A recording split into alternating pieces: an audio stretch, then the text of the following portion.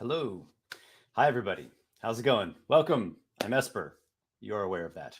So, uh, I have an idea. I have a really interesting idea, something that I think would be cool and fun and enjoyable, and something that I've never done before.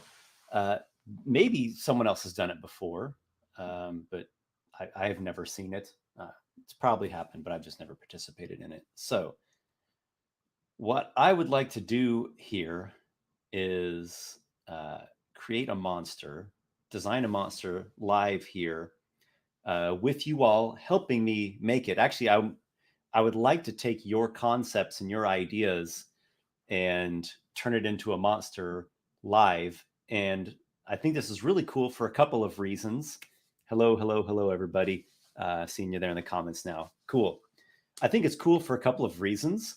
One is it'll be interactive for us, and that'll be nice. Another reason is that you all will get to see the monster creation process, and that might be helpful for DMs out there and other people that are interested in delving into monster creation. Um, or you might enjoy just kind of seeing my process that I use to create monsters. I make lots of monsters for D&D and for my writings. And another thing is, I would like to use the monster for my upcoming book. How cool would that be? A monster that was created live on stream with your concepts. That'll be in the Emporium. And if you're not sure what that is, you can check out my Kickstarter page. I put a link down in the video description. It actually goes to the pre-order store, but it has the same video on it that the Kickstarter has. Um, so Esper's Emporium of Esoterica is going to feature a bunch of different stuff, including a lot of monsters. So let's do this. I think I'm just going to run it through the comment section here, guys. So maybe there's a better way to do this. Um, like some kind of like, what are those sites where you can do quick polls?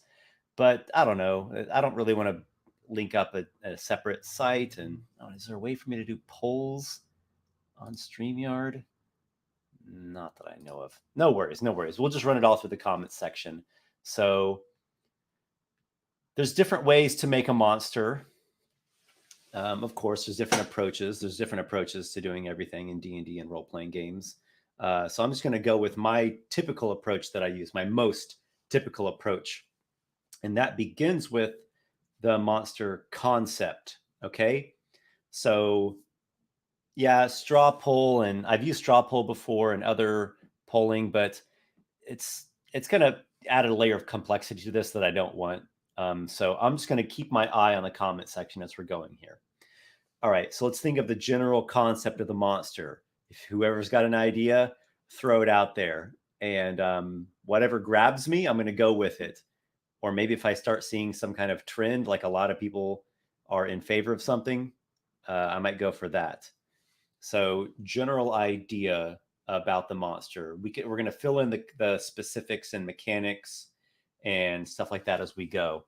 I'm going to share my screen because what I do is just my own template there. Okay. Can you all see that okay? Can you see my monster template here? I think it should look fine.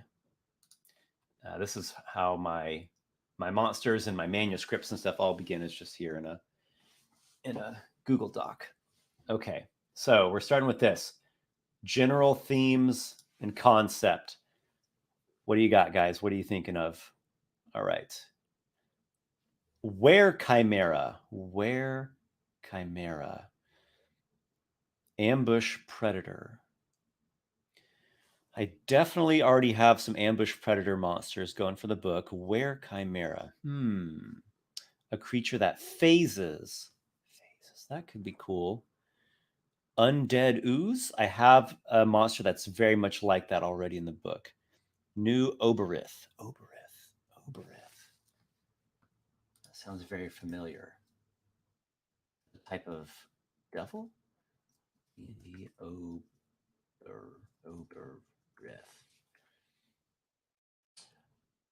Well, that's the Sibriax, which is one of my favorite demons. Oberith. I'm actually not familiar with this. Um, okay, AJ Pickett did a video on it. Shout out to AJ if you are here or if you see this video later. Okay, so Oberth looks like a demon. Miasma with consciousness that possesses people in order to exist. Shia LaBeouf.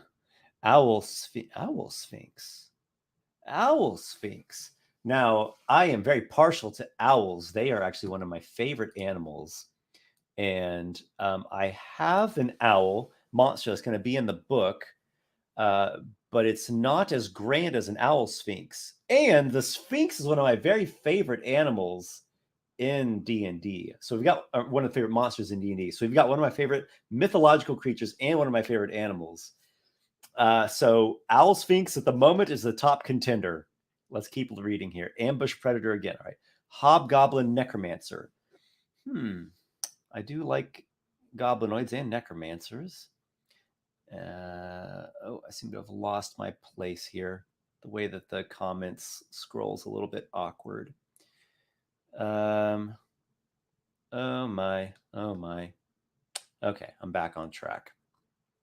A dragon aberration. An aberration dragon. That could be interesting. Making a monster from scratch or making a variant of an already made monster? Good question, Joel. I mean, I'm going to say from scratch. That's what I would prefer. But if it's some kind of really cool variant of a pre-existing monster, I'm open to it.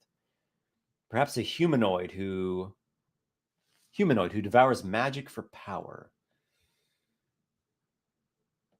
A desert golem. No, wait, that's actually a dessert golem, like ice cream golem or something. A hulking fungus golem made from old rotted logs and mycelium. That's pretty cool. And it always is nice to give the plants some more representation. They're kind of underrepresented. Where Chimera again. Esper, make a soul eater aberration. Maybe a control type monster. Produce some kind of rebuffing, debuffing aura. Make certain spaces difficult to travel.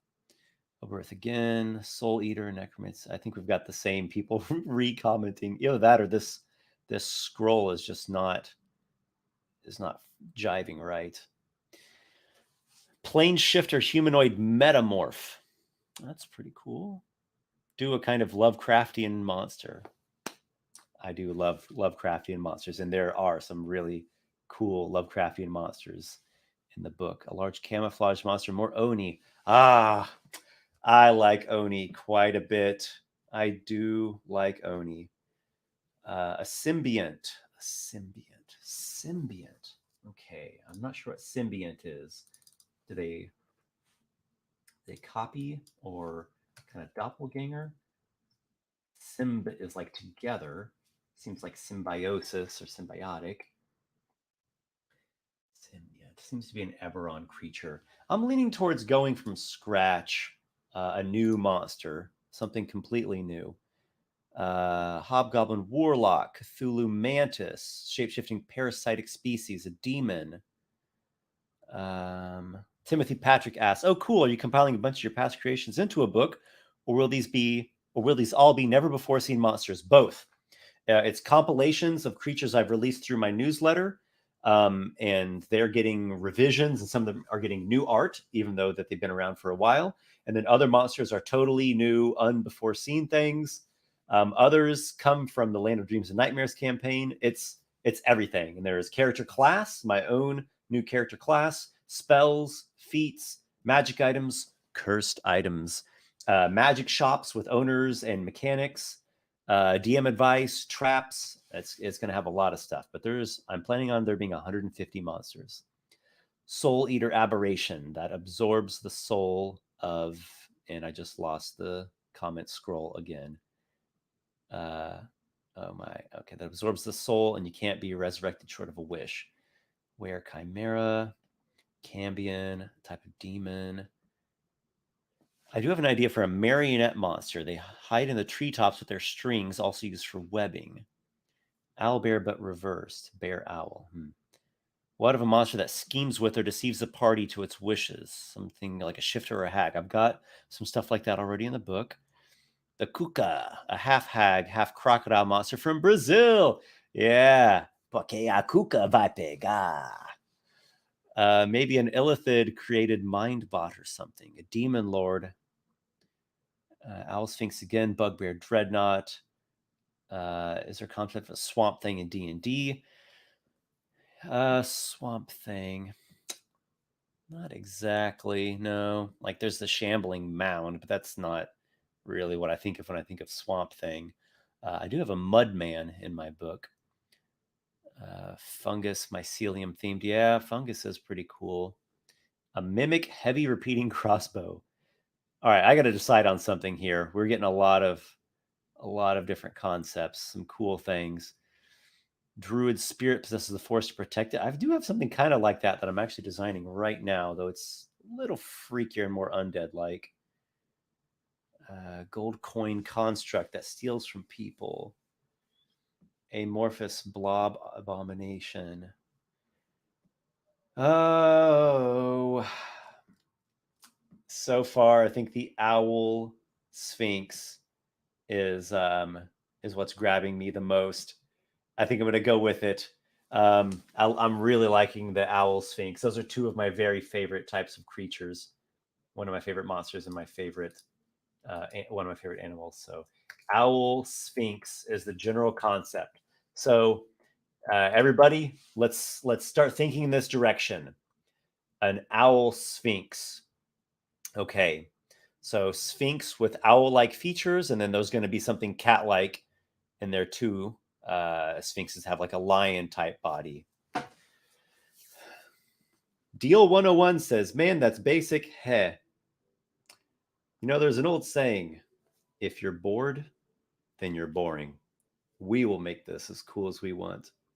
Okay, so let's keep going with some concepts. What would an owl sphinx have? What would it do?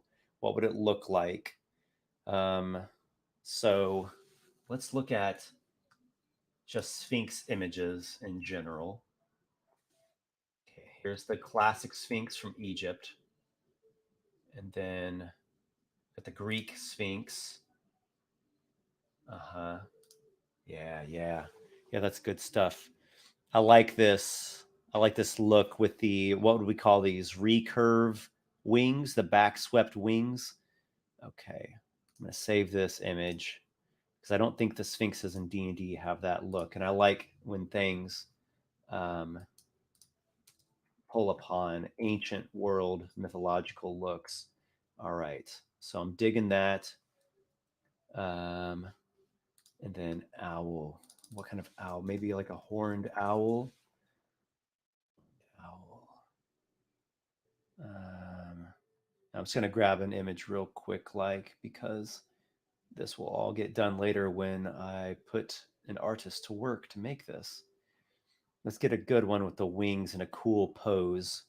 I'm thinking, what will the artwork look like in the book? A general idea. And I want the wings spread. Horned owl, wings spread. Maybe in flight, because the typical sphinx looks, right, they're perched. So maybe we could be perched, but with the wings spread out. Okay. Let's see. That. Okay. I like that recurved look from the Greek relief. That's pretty cool there too. Yeah, I'm digging that. This might be my favorite kind of owl is the barn owl. So maybe actually uh instead of a horned owl, let's do barn owl. That is my favorite look to an owl. So let's do barn owl wing spread. Yeah, it's gonna have an eerie otherworldly quality. So one of the comments you mentioned about phasing, so maybe it will have some kind of phasing ability. Owl sphinx, Greek style, barn owl, phasing ability. Okay. Which of these wing poses looks cool? I want something that will mesh well with that recurved style. Mm-hmm.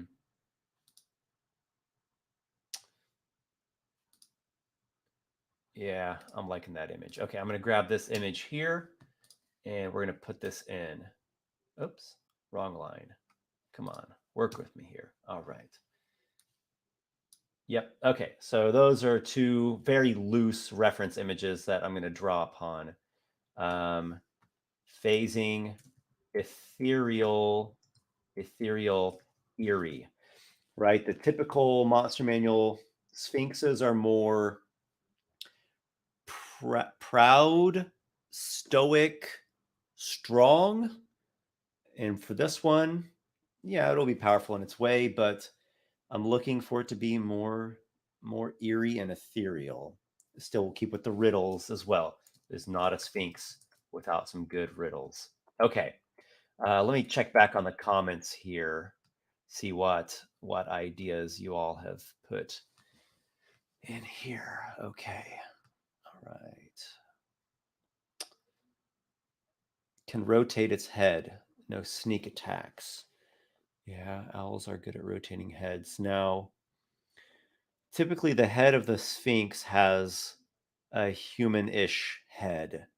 So how are we going to merge that with an owl? Let's kind of keep that flowing. Diamond feathers. I think Sphinx are already can be owls. Chimera, demigod, celestial lich.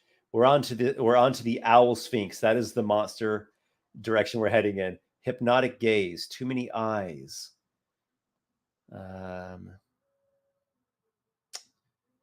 Strat player, shout out. What's up, Adam? An owl sphinx would look like nothing but darkness until it is too close. That is true. So, what if? Oh, yeah, because owl sphinxes, normally we think of a sphinx as here it is, perched in its temple, sort of waiting and guarding. Their guardians, divine guardians. But what if we alter that slightly and maybe the adventurers don't realize that they have tread upon this sacred site with a guardian, and the sphinx sneaks up on them? Maybe that might be an interesting way to introduce the sphinx. Instead of it just waiting there, it actually sneak, not exactly a sneak attack, but we'll go with a stealthy approach instead of guardian who just waits around. Okay, yeah. Maybe whereas normal sphinxes stand in one place and pose riddles, owl sphinxes go out and actively hunt. That's the direction that I'm thinking of. Thank you, Zandolf, for chiming in with that. Improved dark vision for sure.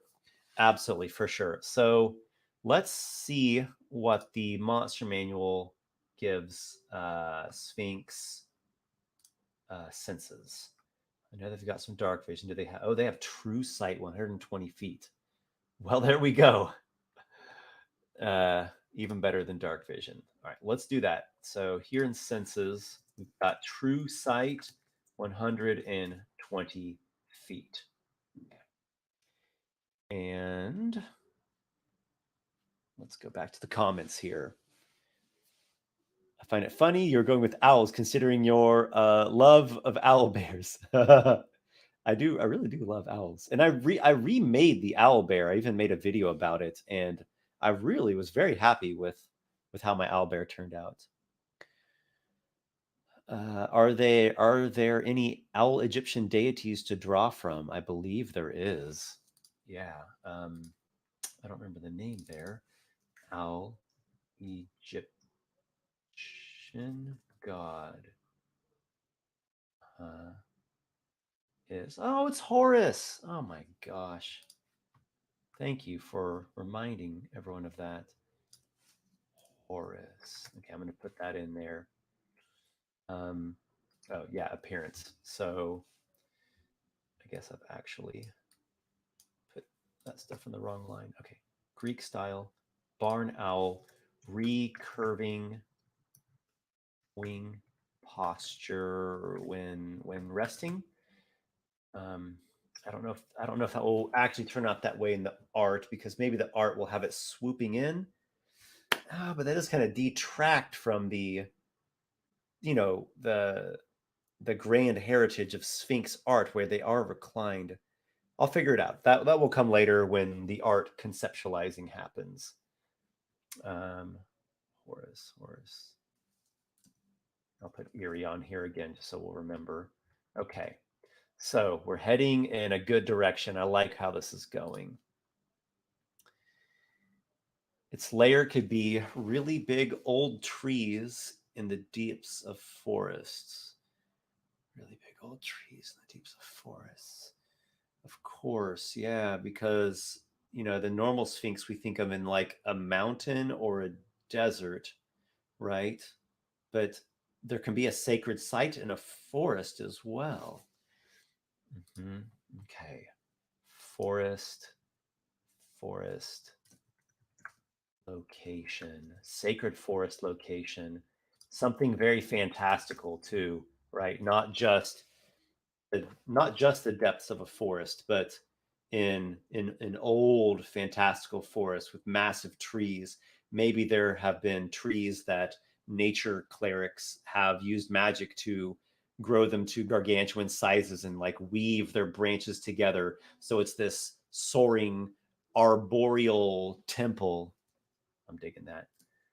Nature nature clerics or just nature divine magic, right? Nature divine magic used to create a forest temple with colossal trees and woven uh, branch branches supporting platforms. Yeah, okay, I'm digging this. Right. Um, It's okay. That's the layer one. Gust attack reaction. Gust attack reaction. Hmm. That could be a note on here. Gust attack. Okay. Maybe give it 8 legs like an Assyrian Sphinx. Adam, you are a an archivist of esoterica self. Assyrian Sphinx. Huh. Well, that looks like 4 legs. Let's do Spherian 6-legged Sphinx. Not finding it. I'll look into that later. Insight into the flow of time and space. What spellcasting modifier does a Sphinx use? I believe wisdom. Wisdom. Yep. So wisdom is the primary attribute or the spellcasting attribute. It can change faces. One of them cool braided beards. Braided beards might be nice. Braided beard. Okay. I'd like to keep this flowing along because I don't know how far we'll get into this monster. I'd like to get it as far as possible. More wisdom than a traditional sphinx. Harder riddles. Nocturnal only appears in the light of the moon. Moon sphinx. Moon sphinx. Lunar sphinx. Yeah, I think a lunar theme, right? Lunar. Sometimes appearance and themes they have crossover. Hoot can answer my riddle. Good one, JB. Moon themed, perhaps. Cool. Yeah. Cold stars on its wings. Perhaps more of a fae theme to it. I like the idea of it knowing how to speak in all languages by virtue of its scholarly nature. I think it would act like the female variation of the D&D Sphinx, more oriented towards music and magic. Upside down head. Yeah, more oriented towards music and magic. I can see that. It could be a true neutral creature, lazy but powerful monster that helps the side which amuses it the most. Owls can fly silently, rotate the head. They have great vision. Special screech ability. That is something. I don't know. Maybe stunned, frightened. Just a suggestion. Um, owls. Owls actually can make a very terrifying screech sound. They're most known for their beautiful hoots, or maybe their haunting hoot sound. But a lot of owls actually have a blood curdling screech that they can do. Um, okay. Well, I believe there's a roar on the typical lion based sphinx. So let's get the screech or hoot in here. Screech slash hoot. Okay. Hold up. Isn't a sphinx plus owl essentially a griffin? Nope. This is a sphinx. Silent movement and plus to stealth. He is silent when flying. Yeah, it definitely needs to be very good with stealth, like expertise with stealth. And it probably has some stealthy magic too. If you want to go half owl, half lion, half owl, and half human. Oh, okay. Are you wanting to go half owl, half lion, half owl, half human, or half owl and half other animal? So I am thinking of the typical sphinx, the head is like uh anthropomorphic lion. It's like a lion but humanoid like. So instead it will be uh anthropomorphic owl, right? Owl head but human like in feature, owl wings, and then the lion body. So appearance, yeah, anthropomorphic owl human head, owl wings, lion body. That's the direction for now, at least. These things can be flexible. Okay. Adam chimes back in. Great gray owls have a great facial structure for what you're looking for. The great gray owls are pretty cool too, though they can look a little cutesy goofy because they've got like the huge head, the huge plumage. What about a burrowing owl? Something that comes from below and lurks in cave ruins of early elven society. I like the wise owl in the treetops. Monstrosity or celestial? What's a monstrosity? Yep, yeah, monstrosity. So it is a large monstrosity, lawful neutral. It really needs to be lawful neutral. Sphinxes are the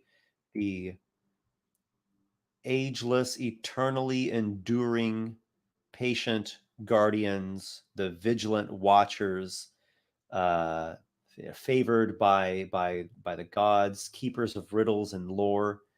Um, they're very dependable, right? They have something that they have a way of being that they are very loyal and stoic with. Barn owl is also one of the creepier looking owls. That's what I'm saying. I love they're beautiful but ghostly and haunting at the same times. Okay. Zone of truth. Zone of truth. Okay. It definitely shouldn't be called a Bubo Sphinx. Bubo is the genus that includes the horned and eagle owls. Okay. Thank you for that. We'll not call it Bubo Sphinx. If someone does have any concept for a name, feel free to throw that in there as well, because we have the Androsphinx and the Gynosphinx are like the typical ones, and those are Greek Greek rooted words. So let's actually just jump over to Google Translate here and check out Greek for owl. Okay. Kukovagia. Kukovagia. Kukovaya. Kukovaya. Okay. So Kukosphinx doesn't quite sound so good. Let's see what this other variant is. Glavsky. No, I said that wrong. Glavsky. Glafixi. I don't know Greek, but I do think it's an amazing and beautiful language. I'd like to know it. All right, so, yep, that didn't quite get us something that's going to work out. Cucosphinx, Cucosphinx. Uh-huh. Well, Androsphinx, Andro is male. Gynosphinx, Gyna is female, right? So we're getting into a different realm by trying to make it named like Owl Sphinx, right? It's going from the sex of the creature to the species, the animal. Um, what's another word for owl? Another word for owl. Okay, let's try nocturnal, right? It's like not in Greek. It's like nictus, nocta, nicta, nicta. Yeah, nicta. And then in English, we'd probably pronounce it nicta. That is it right there. Nicta Sphinx. Nicta Sphinx. Does that read easily? Nicta Sphinx. I think so. Okay, cool. So nocturnal Sphinx is what that means. Nocturnal Sphinx. I am digging it. Okay. Okay, so in my process of monster creation, this is basically how things are beginning, right? I'm getting an image in my mind. I really pay a lot of attention to the image, the appearance, the aesthetic, and the tone, because I like the creature's abilities to really express what we see in the artwork. I'm not a big fan of monsters whose abilities just they're completely unrelated to its appearance. Like, you could see a monster that has the following attacks: um, radiant glare, and it does radiant damage and blinds a creature, and it has an attack that like hits them, and if they fail their con save, they're stunned for a turn. But then the monster is just like uh, uh, fox human with a, a glowing morning star. Actually, I guess that does fit pretty well. That was a terrible example. This is where my mind goes. I automatically go to places where the abilities express what you see in the artwork. I guess what I'm trying to say is I've seen a lot of monsters where the art is like, oh, he must have some cool, interesting thing that's unique to his anatomy and this theme, but then he just has like a generic basic attack and pack tactics or something. So what all that means is this is the first phase, is I really go for themes and the appearance in the image. So I'm getting it in my mind. I pretty have a pretty good rough but good idea of what the creature looks like, and it's like the tone and the feeling that we're going for with it, right? Like it's style. So and we've named it, and we've given it the creature type and the alignment and the size. So really, what we should do now is go for a challenge rating. This can be a little flexible. We don't have to completely end up on this challenge rating, but we need something that's going to serve as a guiding mark, right? A kind of an orientation, and also the challenge rating gives us our proficiency bonus for monsters. Just like how a player character's proficiency bonus is determined by your level, with a monster is determined off of your challenge rating. Okay, so the Androsphinx is a CR 17. The Gynosphinx is a CR 11. I mean, we could make it in between those two. I think that's reasonable. I don't see it as being, mightier and trying to outshine like the most classic of all sphinxes. But it is definitely a powerful creature. So 11. 11. Let me actually look at my spreadsheet of all the monsters that I have concepted for the book so far, and maybe there's like a CR that's underrepresented. What about 13? 13, considered kind of a spooky number, and it's kind of a spooky creature. Yeah, I like that. CR 13. Okay. So a CR 13 monster, it's going to have a proficiency bonus of +5. The experience point value is 10,000. Okay. So +5 is the proficiency. Let's remember that. Now let's do, after the challenge rating, I start doing the ability scores.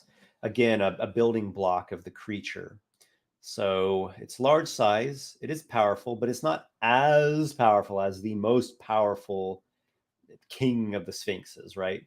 So I'm thinking strength of 20. It's 22 for the Androsphinx. Dexterity. Well, it seems agile, right? Owls are very agile flyers. The Androsphinx has a 10. The Gynosphinx has a 15. Okay, so let's try 17 for starters. Constitution. I'm gonna go with an 18. Right? This is a creature that it's got some constitution to it. It has some fortitude and some toughness, but it's not the most resilient thing in all of the universe. Intelligence. Well, it's definitely intelligent. We know that. It's more wise than intelligent, but it is definitely quite intelligent. Let's go with a 16. Yeah, it's very intelligent, but even more so wise. Okay, so maybe we'll do like a 20 or a 21 on wisdom. Let's go with a 20, a 21 on wisdom. Charisma, I perceive as being pretty high as well. Sphinxes are generally high charisma, but I'm wanting that wisdom to be the highest, and that's even a thing in D&D. Owl's wisdom. It's the classic spell in D&D to enhance your wisdom. So, for comparison, the Androsphinx charisma is 23. The Gynosphinx is 18. Well, how charismatic are owls? They're not really known for being particularly charismatic. Why don't we just go with the 18? It's no better than the lower CR Sphinx. Okay, the wisdom is 21. Could we justify a 22? It's a CR 13. 22 is pretty high. Let's go for it. We can scale it down if need be. Okay, so we already know it has expertise and stealth, so that's going to give us 12 off the doubled proficiency, plus the 3 from Dex. It has a plus 15 stealth. I would say that is really damn stealthy. What other skills should it be proficient in? Probably insight, right? Insight makes sense. Let's do. It's 5 plus 6 is 11. You're knowledgeable about things. Arcana. Arcana. And I believe it's going to be more of a. Oh, it is kind of a hunter too. I'm leaning more magical. So let's do the expertise in Arcana as well. So 15. Not every monster has to have proficiencies and skills, guys. But this monster, it really is fitting. It's a Sphinx. But if you're making like, sea serpent, it probably doesn't have skill proficiencies. Maybe perception. All right, history. Yeah, let's go with some history. That'd be a 9. Religion. That is a 9 as well. Any other skills that it should have? Can you think of anything else that is a must-have? It is in the forest. Hunting, tracking. It's not really a hunter, though, is it? Oh, maybe it is. I don't know. It's already got a +6 wisdom, so its survival checks already would be a +6. Nature. Nature. Yeah, nature. Forest owl sphinx should have nature. All right, that's a lot of skills. Let's just stay with that. Saving throw proficiencies. Okay.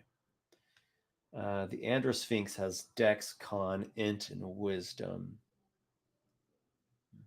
Dex, Con, Int, and Wisdom. I don't know if Constitution really fits for this monster. I don't. Owls are not really known for having Constitution, so we'll stick with the Dex.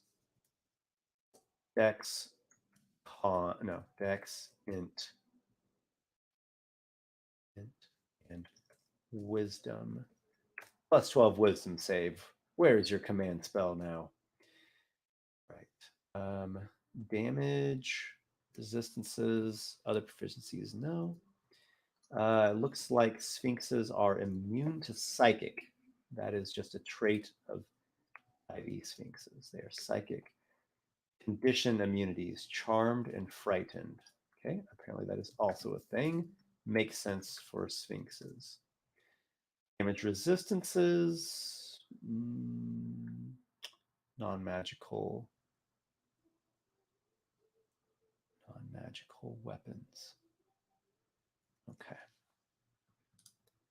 Damage resistances. Non-magical bludgeoning, piercing, and slashing. Okay. Languages. Common and Sphinx.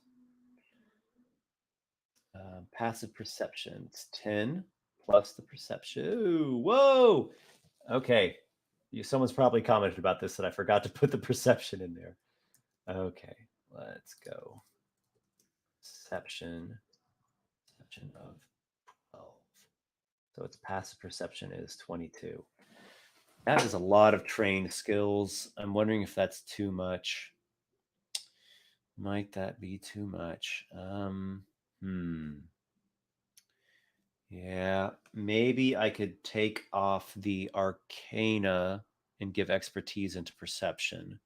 So it's 2 expertises would be insight and perception. But it does seem like a spellcaster, though, right? Owls and wizards, they seem to just go hand in hand, or hand in talon. Why don't we do? I really like the perception expertise. Okay, Arcana 9. So it's got regular proficiency in Arcana, and it has, oh my gosh, an 18 perception. It's got 120 feet of true sight, and perception of +18.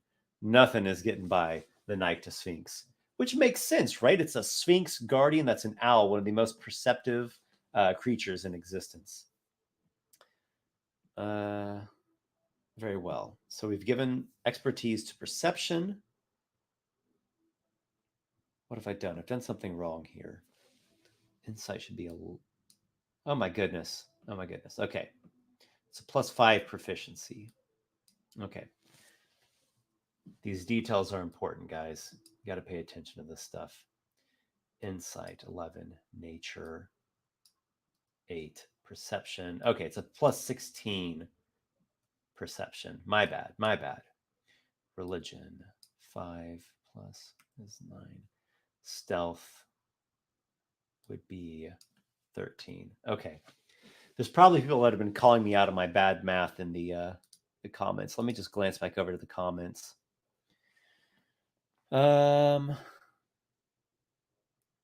It's a phasing sphinx. It should have Arcana. Yeah, the phasing, it needs to be in here too. So I don't know if the phasing is an action or if it's some kind of trait bonus action thing. So I'll just put the phasing there. Okay.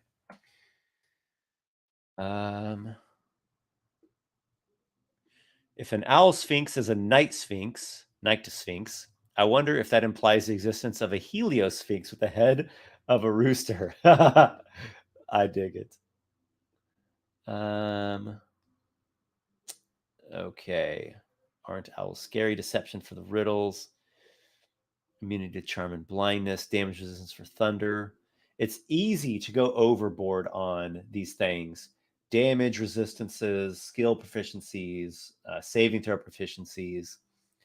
Um, so you have to be very, very mindful when you're building a monster. Don't go overboard on it. Try to stick with things that are necessary and truly express the creature.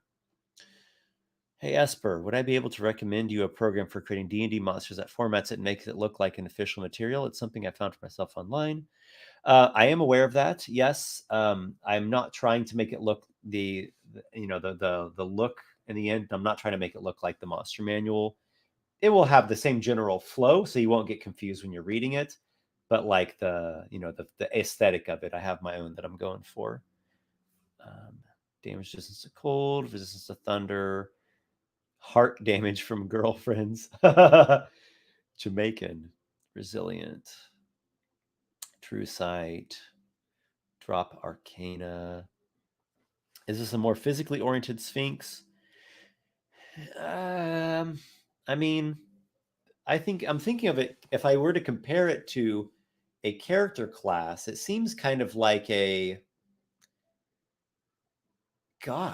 like a druid or a nature cleric, but with dexterity too. Yeah, think like an elf nature cleric or an elf druid. That's if it was a player character. I think of it kind of like that. It's agile, has some stealthiness. In a way, it's a little bit roguish, but primarily it is a wisdom based, spiritual, divine type being. Okay, those are lots of stats. They are lots of stats. All languages, mountain climbing, cockatree sphinx, keen mind feat. I don't suppose you fancy the idea of its phasing being like the ability to become a night fog with pale feathers that blend into the creeping fog that brings wherever it is. It's a pretty cool idea, but I have some fog monsters, actually like two fog monsters and an elemental cloud thing in the book already. So I've kind of filled up my fog quota. This was fun. Well, it's still going, man. I hope it continues to be fun. Its voice able to be thrown anywhere in its fog. Owl Sphinx Druid Normal Schwing. Alexander Hawkins said, off topic, Esper, but do you put class levels into your encounter? Not typically, only if it's an NPC that has class levels. You can never have too much fog. That is true. I do agree with that. Should definitely know the Moonbeam spell. Snow variant. Moonbeam. Yeah, Moonbeam is probably a good idea. It doesn't have the spell casting feature. It would have innate. Right? No, it is spell casting. Okay. Spell casting. Okay. So Moonbeam here. Okay. All right, we're making progress, guys. Let's just finish out these proficiencies here. Dexterity, intelligence, wisdom. Sphinxes are known to have good saving throws. I think those are the most important ones to express this creature. Skills. It's got a lot of skills. I feel like I should chop one off. I want to remove one. It's just so many. Arcana, history, insight, nature, perception, religion, stealth. Okay, which ones are absolutely necessary? Stealth, absolutely. It's got the expertise in stealth. Perception, it also has the expertise in. Insight, insight, insight, insight. Maybe the insight. It's got a good wisdom as it is. Yep, I'll cut off the insight. Okay, I like that better. Arcana, history, nature, perception with expertise, religion, stealth with expertise. That's plenty. Damage resistances, non magical weapons, immune to psychic, immune to charmed and frightened. Okay, I think we're good. All right, we're good. Let's move on now to what do we want to do next? Let's do the spells, right? So, is it more like a cleric or more like a druid? Hmm. Like a cleric or more like a druid? Let's go with druid. I'm liking druid. So we're going to say the Sphinx. Sphinx is a what level spellcaster? Is a 10th? Let's try 10th for now. Is a 10th level spellcaster. Its spellcasting ability is Wisdom. The spell save DC is going to be 18, right? No, it's going to be 19 because it's 8 plus the proficiency, so that makes 13 plus the ability score of Wisdom, 19. Okay, spell save DC of 19, and to hit with spell attacks is plus 11, right? It's the 5 proficiency and the 6 wisdom. Okay, plus 11 to hit with spell attacks. It has the following druid spells paired. Okay. All right, let's pick some druid spell. Actually, let's do the number of spell slots first. So this is like a 10th level druid is the equivalent. So there will be 2 5th level slots. Let's take these out. Okay, it goes up to 5th level. It's 2 5th level slots. It has 3 4th, 3rd, and 2nd. It has 4 first level slots, and it knows 4 cantrips. Right, there's going to be 4 cantrips. And then how many spells would a druid prepare? It would be equal to the druid level plus wisdom modifier. So it's like 16 spells total. All right, let's just put the 16 here and we'll remember that's how many total spells it's going to have. Moonbeam is 2nd level, isn't that right?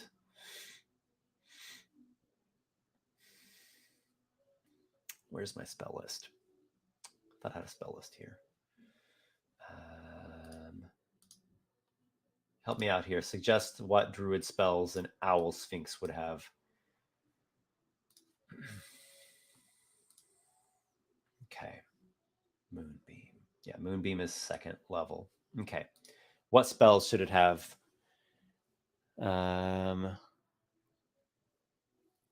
Spirit Guardians. Healing Spirit. Healing Spirit could be good. Pass Without Trace. Scrying.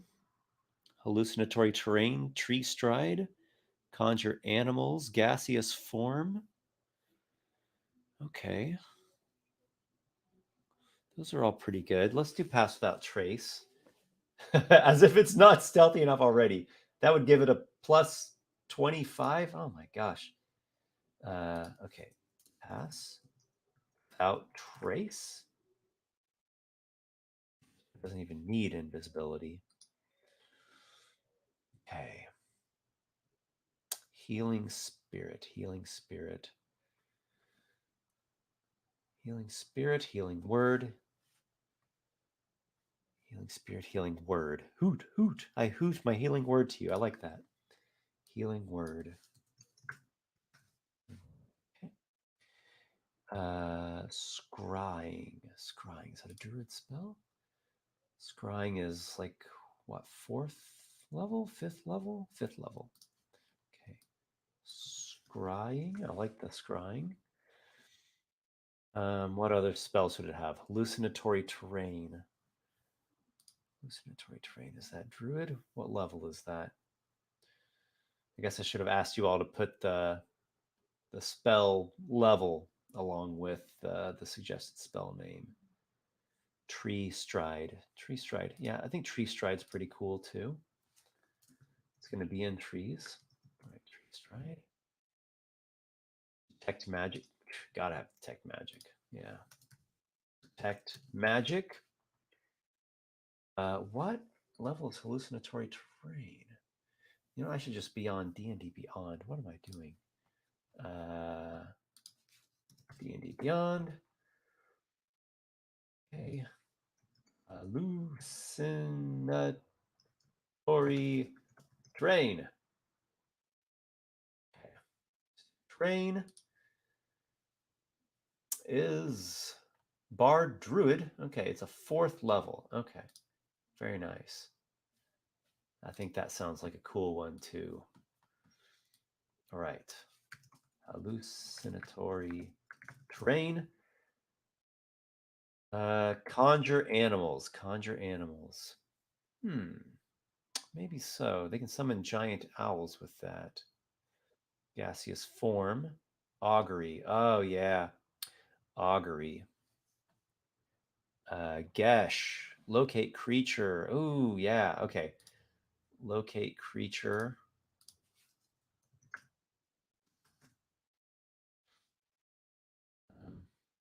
This is probably not the best way for me to be looking up the spells. It's a 4th level for locate creature. Okay. Locate creature. Augury is like 2nd level, is it not? Let me get to a better way to look at spells. So I'm just going to go to Druid spells. Druid spells.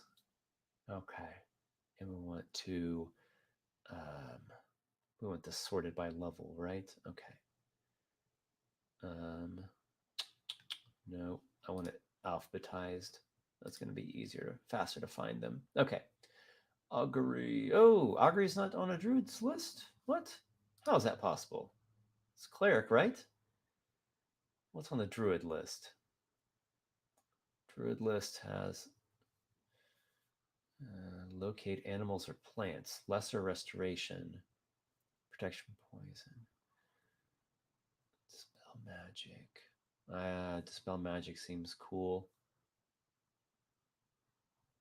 Huh, do druids not get augury? I am surprised. Okay. Okay. All right. That's fine. No worries. Gesh is a druid spell. That seems like a appropriate spell for a druidic sphinx thing. Yes, Gesh indeed. All right. Gesh. And is Esper making this for a party? Because if he is, they're screwed. The players usually succeed. Are we already almost at an hour? Oh my goodness. Okay. So this monster, I'm going to put it in my book. This is going to be in my upcoming Esper's Emporium of Esoterica. So you all are helping me contribute to my book. If you're interested in getting a copy on pre-order, I've got the pre-order store live now. There's a link in the description. You can do a PDF or the hardcover. Enhance ability, either Confusion or Ice Storm for level 4. Ice Storm. Ice Storm is the one that has a really long range, which I don't know if that fits for a forest. Any other spell descriptions? Summon Fey, Contagion. Daniel Powers asked, did I miss the naming? Yes, it is the Nycta Sphinx. Nycta being Greek for night. Guardian of Nature, 4th level. Divination spells seem to fit. Divination spells do seem to fit. I guess locate creatures divination. How many spells do we have? 1, 2, 3, 4, 5, 6, 7, 8, 9. All right, we need 7 more spells in the cantrips. Need some kind of offensive type spell. Dominate beast.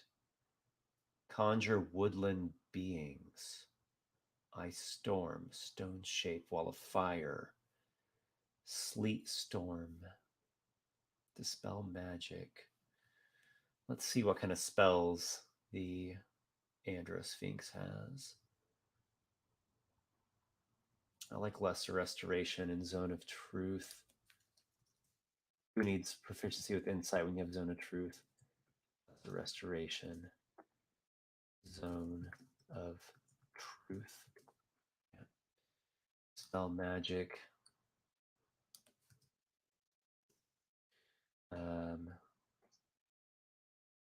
Wait, is Zone of Truth a Druid spell? Let's find out. It is not a Druid spell. Okay, so we're not going to do Zone of Truth. That's fine. Okay. What else for Druid spells? Confusion, perhaps? Owls can be scary, though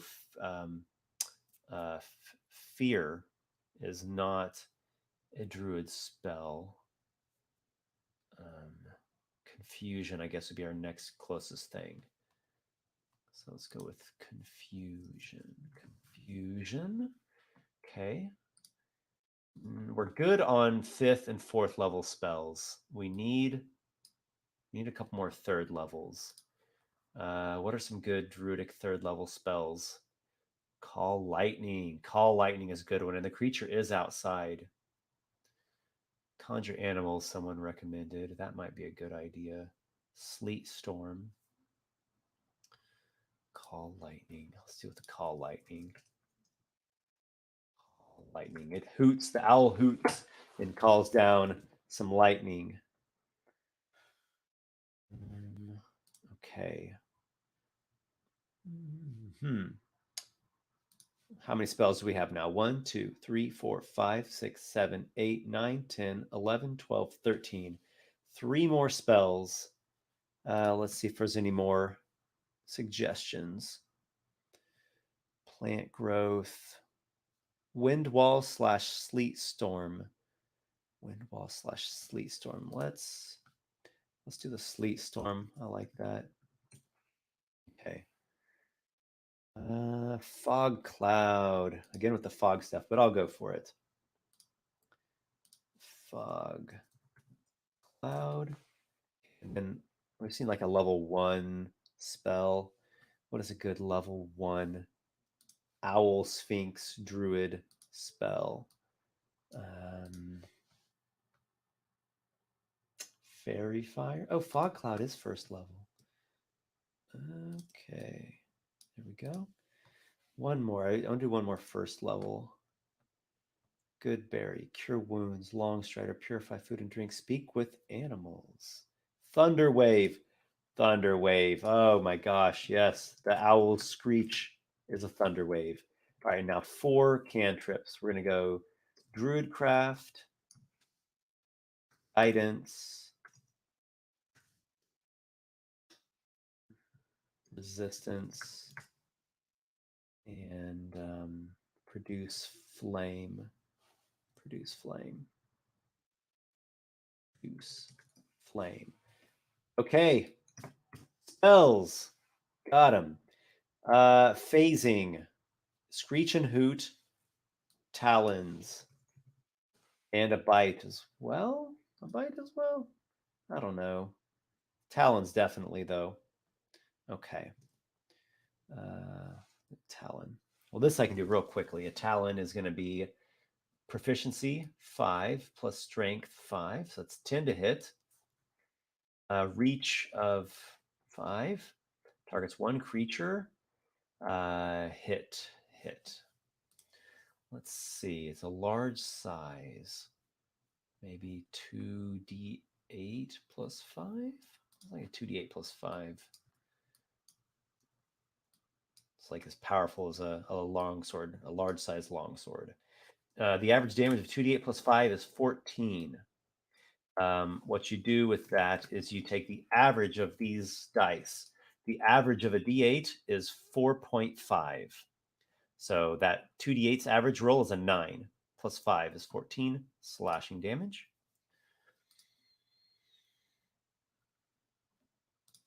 Its natural attacks are magical. Magic weapons. The Sphinx's weapon attacks are magical. Inscrutable. I'll put that in there later. I might alter it slightly to not be exactly the same as the Monster Manual one, but it will be in that same ballpark. Okay. Now, Sphinxes have legendary actions. They do, and they have layers. So I think the Gust is going to be under the legendary actions. So the legendary actions are going to be, I think that's going to be where the phase comes into play, right? So we have the Gust, we have the phase, phase and cast a spell. Cast a spell that costs 3 legendary actions. So it's very powerful to cast an extra free spell in between enemies' turns. Phase maybe should cost 2 actions. Yeah, cost 2 actions. Again, this can get changed as I develop things, but for now, all I'm concerned about with this live stream is to get all the basic stuff laid down. Okay, so phase we've got, the gust we've got, it's got its spells, it's got its talent, it has a multi-attack. It makes two talent attacks, multi-attack. The Sphinx makes 2 talon attacks. Okay. Not going to have that. There's no ranged weapon. It has the screech / hoot. Screech / hoot. Okay, so it already has Thunder Wave to just deal thunder damage and blast people away. So I don't want to do that. So that seems more like a screech. The hoot, however, that seems different. That's not thunder damage. This might be psychic damage. It's an eerie, haunting thing. The word hoot, I think, is a little bit cute or funny, so I might not want to use the word hoot. Let's call it something else. Let's call it ethereal call. Can anyone else think of a better word here? Ethereal call, ethereal baying. Now baying is more like a hound. Ethereal call is pretty good. Ethereal screech. Yeah, but a screech is like like that, and this is more like a like a hoot noise. Ethereal song, hoot. What is call? Yeah, call will work, but maybe we can find something better. Let's go to the good old thesaurus and hoot. Let's find a synonym. Ooh, heckle, hiss, howl, jeer, scream. No. Belly laugh. Good, out of here. Guffaw, blare, bellow, bray. Yeah, braying. Doesn't that remind us of dogs, of hounds? Toot, trumpet. Moan. Let's try moan. Whale. Ethereal whale. Is it a whale? It's not really a whale. I think call works. I'm just gonna stick with call because it's fine. Okay. An action. The owl. The sphinx. The sphinx emits an eerie owl call. Is it owl call or owl's call? Eerie owl's call. Yeah, it'd be an owl's call because an owl call is like a little whistle thing that would call owls, like a bird calls, like a duck call makes a duck sound, a call duck. So it's an owl's call. The Sphinx emits an eerie owl's call, which extends, which affects, within, out to 30 feet in all directions. The wording is always so important on these things. The Sphinx emits an eerie owl's call. Creatures within 30 feet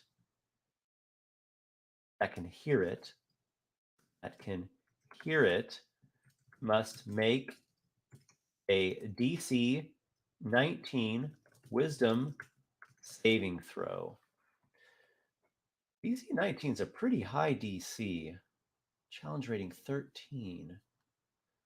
What would be a typical DC of a challenge rating 13 monster be? 18? Okay, so it's just one higher. All right, we're fine. The Sphinx emits an eerie owl's call. Creatures within 30 feet that can hear it must make a DC 19 wisdom saving throw. On a failed save, a creature. What? Psychic damage. What are you guys thinking here? Wisdom or stunned for 1 minute, save every turn. As a unique ability, the call could grant some form of curse. Then it could only be removed by remove curse or similar. Then the effects meaning the Sphinx would be no longer. And then the effects meaning the Sphinx would be longer and more noticeable. Radiates, reverberates, stun, paralysis with fear. Those are all good. They're things that we've all seen. So on the one hand, it's familiar, right? That will help it flow faster. On the other hand, it's cool to have more unique things that are like a new mechanic that no one has quite seen it done that way before. Sleep.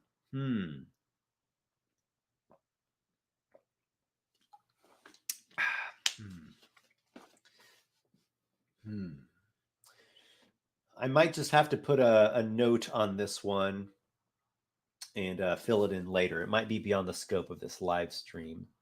So I'll just put in parentheses some ideas. Sleep, psychic damage. Yeah, I'll figure that out. This might end up being a mechanic that takes me a while to develop. Guys, sometimes I spend a long time developing a monster's mechanic when it's something that's supposed to be really impactful and like the signature ability of a monster, and I want it to be something that's unique and kind of different. I'll really develop and revise it over a great deal of time. So that's fine. For now, that's all we need for the ethereal call. We know it's going to be this something status effect, and maybe some psychic damage in it, and I want a unique thing. It slashes with its talons. It has all these spells. It has the legendary actions.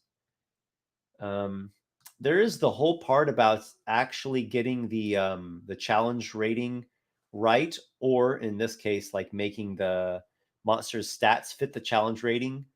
I guess if you guys are okay to go a little bit longer, I can start to get into that. That's like more design theory or design art. Yeah, let's go for it. Let's start filling in some stuff. Let's do the speed first. That should be pretty fast here. We'll give it a 40 feet ground and a fly of 60 feet. Okay. And then hit points. Okay, I'm just going to ballpark it and then we'll fine tune it. I'm going to ballpark it at 18 D10, and then 18 times 4 is like what, 72? Okay. So the average of 18 D10s is, again, you take the average of a 10-sided die, which would be 5.5, and we'll multiply that by the 18.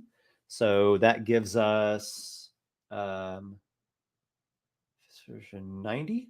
Yeah, 90, of course, because 20 times 5 is 100, right? And then for the 0.5, we'll just take half of it. So it's 99. I'm not a math teacher, so I hope that made sense to everyone.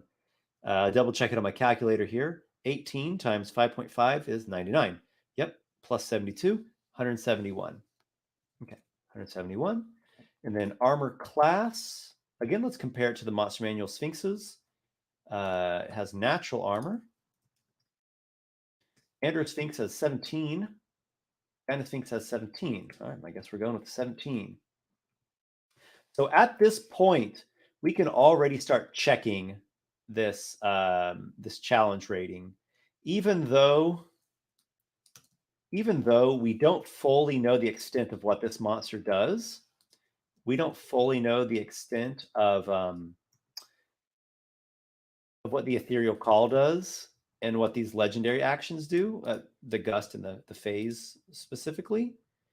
That's okay. We can already start ballparking it and seeing if we're on track.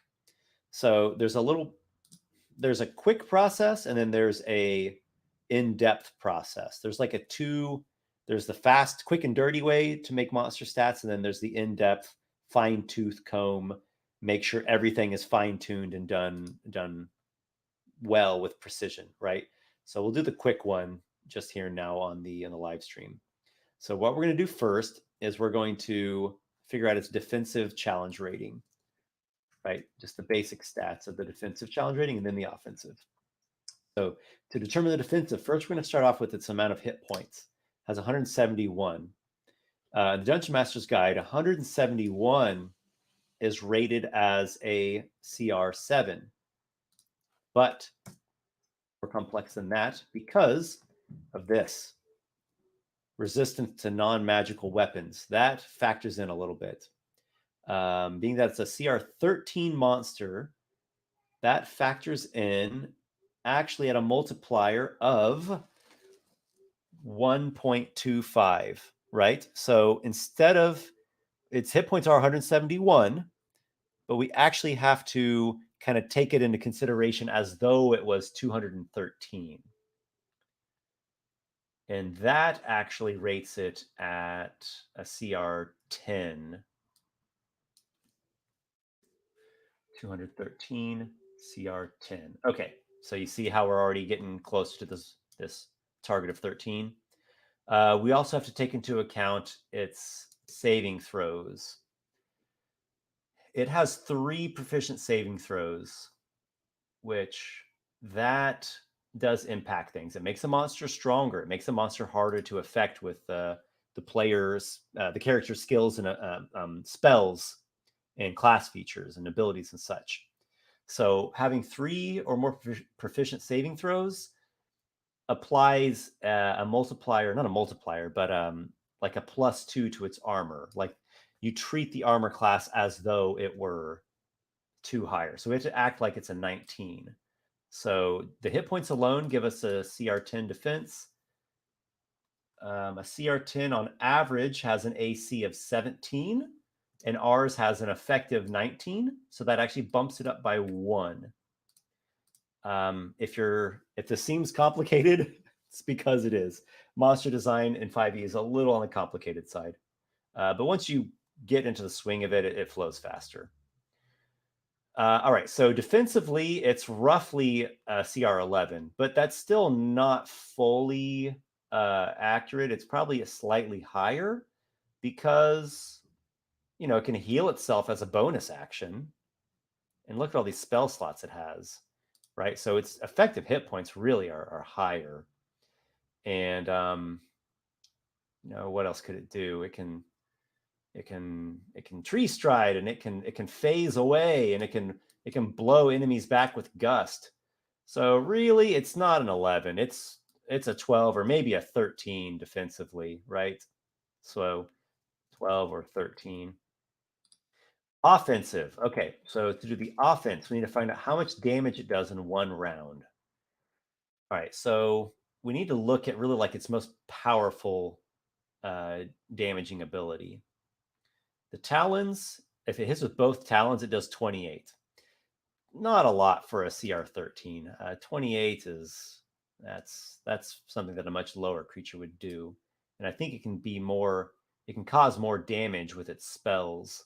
Like it has up to 5th level spells, So what's a 5th level damage spell that we could easily think of? Like Cone of Cold is 5th level, right? I believe Cone of Cold is 5th level.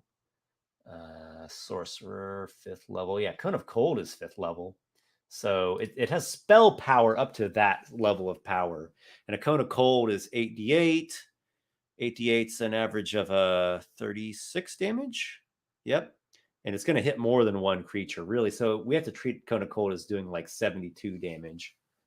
So 72 damage is CR11.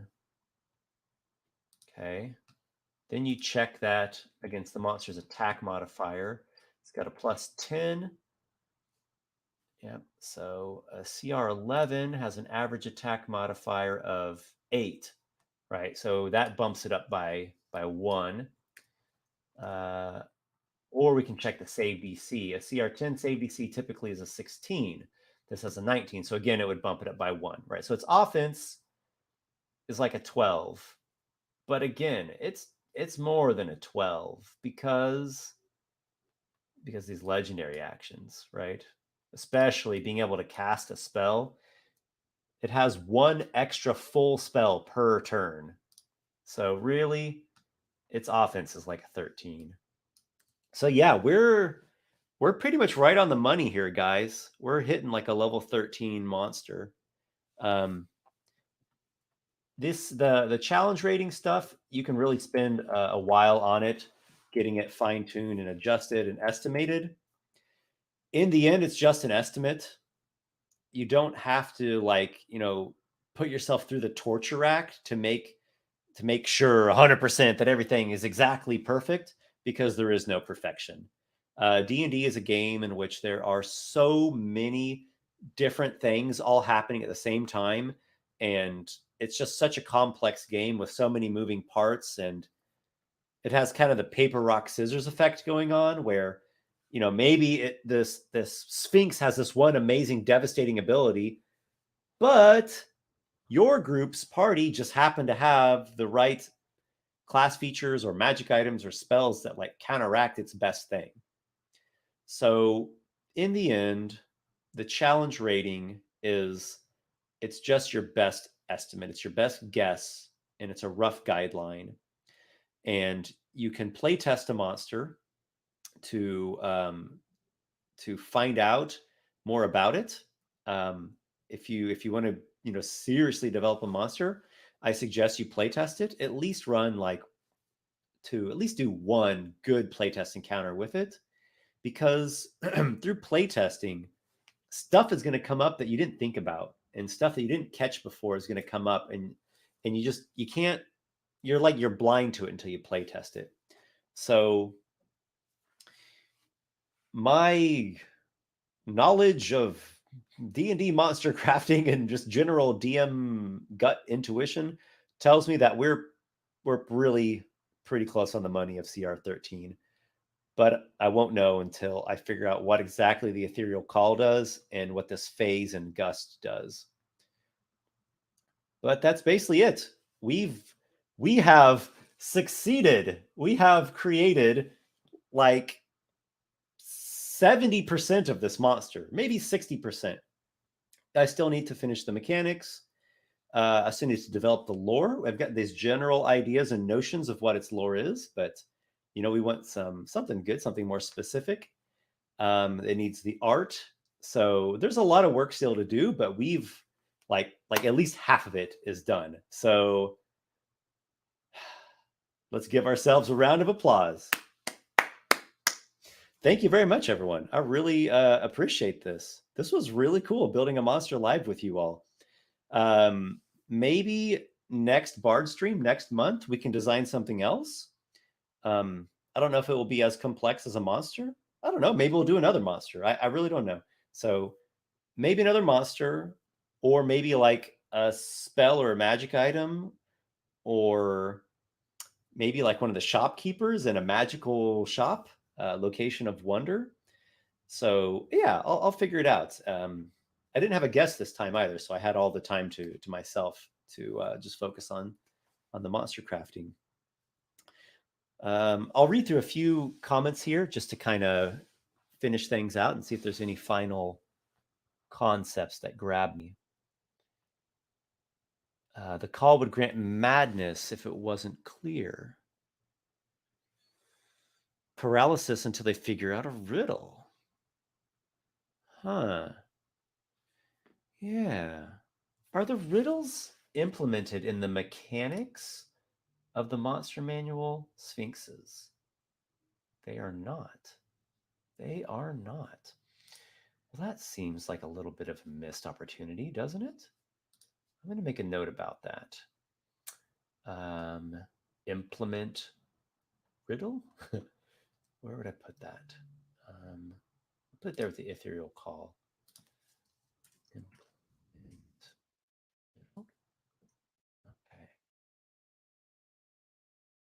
Implement riddle into mechanics. This is what I was trying to talk about earlier, but I didn't describe it very well. Where I like the monster's mechanics to express its aesthetic and its theme.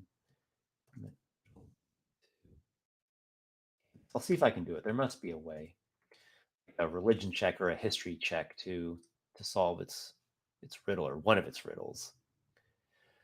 Stephen Y asks, what party doesn't have magical weapons by level 13?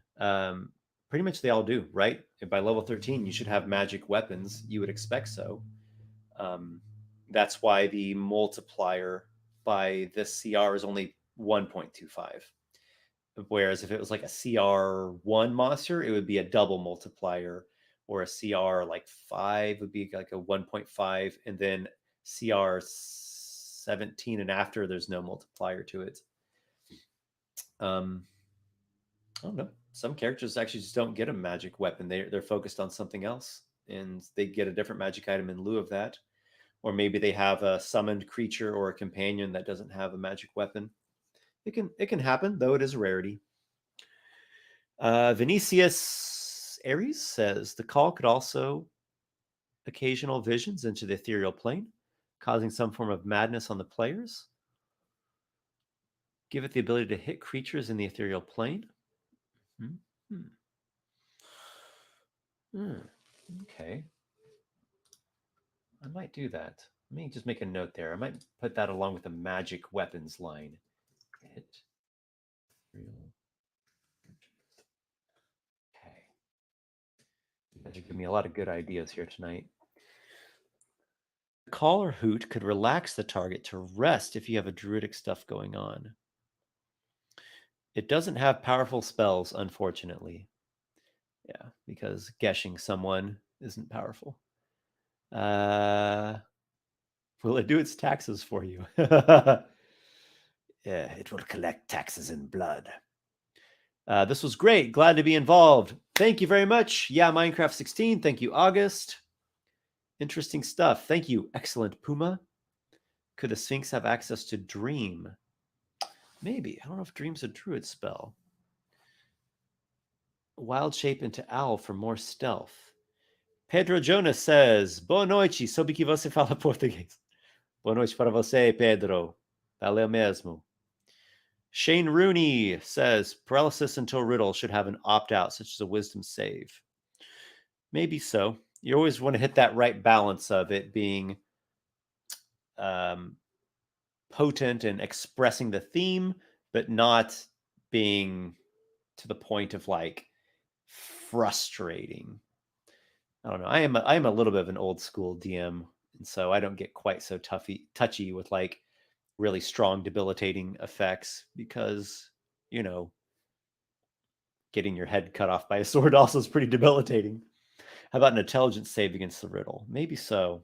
Yeah, maybe it seems intelligence based or wisdom. Yeah. Paralysis until solving a riddle is just the coolest thing I've ever heard, though. Okay, I will clarify that on my note in here. Paralysis until solving the riddle?